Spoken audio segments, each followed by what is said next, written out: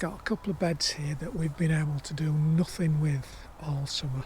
The ground got dry, the beds cracked. Courgettes, we just keep having a few small ones now and again. These two beds haven't been dug all summer, waiting for some rain to sort of moisten the soil up. What we had last week did nothing to these two beds. These, I would have liked to clear one for winter onions, but that isn't going to happen. The rain hasn't done a lot of difference to. It's obviously made the ground moist, but instead of have big dry cracks or big cracks in dry ground, we've now got the same big cracks in moist ground. But I'm hoping if I could get it cleared, I can have a go digging it over in some form or another.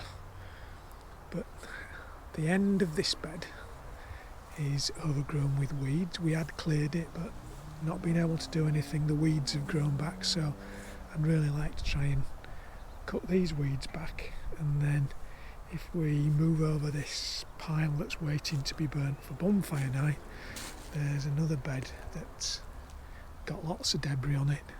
I cleared it once, but it needs clearing again, so there's some fine weather supposed to be about for the next couple of days, so I'm going to see what I can do about cutting this stuff back and then maybe getting all the top stuff burned before on bonfire night. Had a couple of hours at this. I'm just about ready for heading home for a cup of coffee. I just thought I'd make a note of progress at the end of first session of clearing these two beds. So this one is hacked back, and I've got some pretty large piles of rubbish now to sort out. That's mostly just sharp bramble in there. I'll have to fork straight onto the fire once it dries a little bit. Hacked my way back into this elder, and there's really no way through the back of the allotment. It's piled up with soil from one of the others, so I'll see what I can do with that in time, but all I've done at the minute is hack everything back. So it does look a bit tidy than being completely overgrown.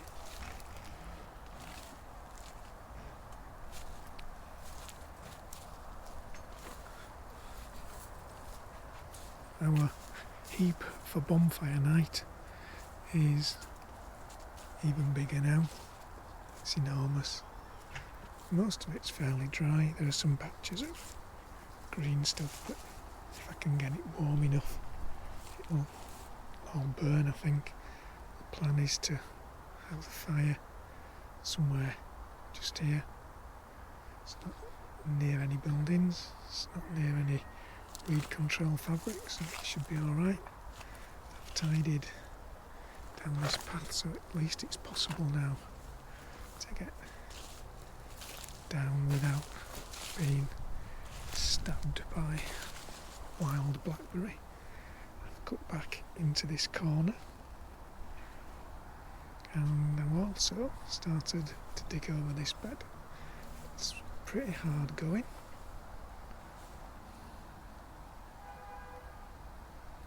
Done about a third of it. It's not really possible to get the weeds out because it's turning over in large lumps. I'll let weather break that down over winter and then see what I can do when I dig it again in spring.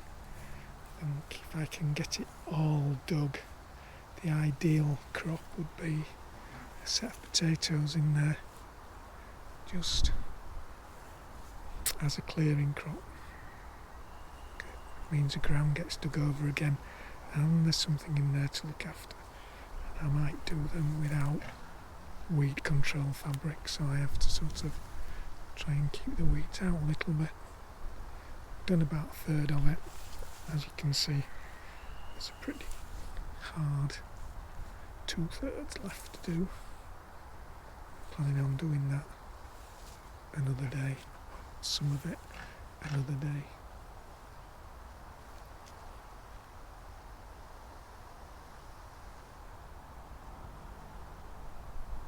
It's day 2 of the big plot 30 sort out session. I'm going to continue trying to sort this bed out, concentrate on getting this one dug over if possible and the edges straightened up, and then hopefully this week it's going to stay dry and this pile of debris can be burnt, and then I can start on this bed. And finally, I'll then get on to this one. But today I'm going to concentrate on getting as much of this bed cleared and dug over and straightened up as I can.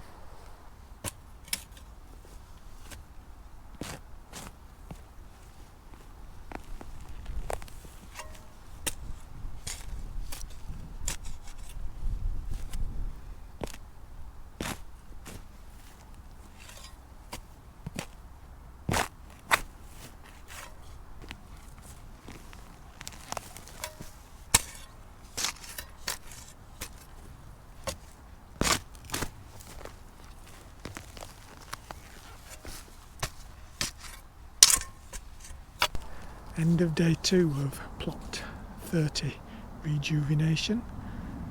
Got this bed dug over. There's lots of weeds left in there now, there's lots of wheatgrass, but it's not in a state where any wheatgrass is going to come out.